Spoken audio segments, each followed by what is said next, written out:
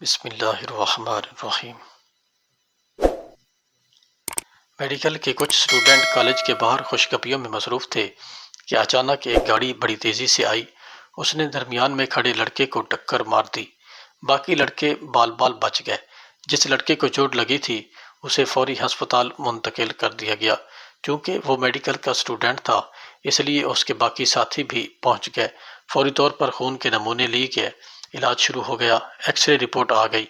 Doctor نے اس کو بتایا کہ اس کے گردے کو سخت چوٹ لگی ہے، اس میں سے خون رس رہا ہے، اگر فوری نہ نکالا گیا تو موت واقع ہو سکتی ہے۔ میں آپ سے یہ فیصلہ لینے آیا ہوں، وقت کم ہے، آپ کو فوراً فیصلہ کرنا ہوگا۔ اس اسٹوڈنٹ کے پاس اس کے سوا اور کوئی چارہ نہیں تھا۔ فوری طور پر آپریشن ہوا اور گردے کو نکال کر لیبارٹری میں ٹیسٹ کے لیے بھجوا دیا گیا۔ 2-3 دن گزرے، اسٹوڈنٹ ابھی تک اپنے بیڈ پر ہی تھا کہ وہ ڈاکٹر جس نے لڑکے کا آپریشن کیا تھا مسکراتا ہوا اس کے پاس آیا۔ ڈاکٹر نے کہا کہ کیا کبھی تم نے قضاء و قدر کے بارے میں سنا ہے؟ اسٹوڈنٹ نے کہا یہ تو درست ہے کہ ہم قضاء و قدر پر یقین رکھتے ہیں، لیکن میرا نقصان کچھ زیادہ ہو چکا ہے۔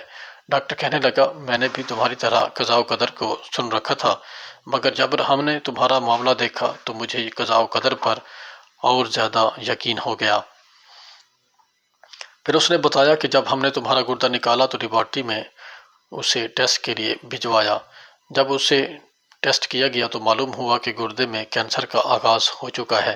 میڈیکل میں اس قسم کے کینسر کا علم کافی عرصے بعد ہوتا ہے۔ اس وقت علاج ناممکن ہوتا ہے اور مریض کی موت واقع ہو جاتی ہے۔ تم بہت خوش قسمت ہو کہ گردے کے کینسر کا بالکل ابتدائی سٹیج پر علم ہو گیا اور تمہیں کینسر زدہ گردے سے نجات مل گئی۔ دیکھو بیٹا، گاڑی نے تمہیں اسی جگہ ٹکر ماری جہاں پر کینسر تھا۔ اللہ تعالیٰ تمہیں دوبارہ زندگی دینا چاہتا تھا۔ بلا شبہ یہ قضاء و قدر تھی کہ تم اس بلڈنگ کے نیچے کھڑے ہوئے اور پھر گاڑی نے اتنے سارے لڑکوں میں صرف تم ہی کو ٹکر ماری۔ یاد رکھو اللہ تعالیٰ اپنے بندوں کے ساتھ ماں باپ سے بھی کہیں زیادہ مہربان ہے، اور ہمارے ساتھ جو بھی معاملات ہوتے ہیں وہ اللہ کی مرضی سے ہوتے ہیں، اس لیے انسان کو اللہ کا ہر حال میں شکر ادا کرنا چاہیے۔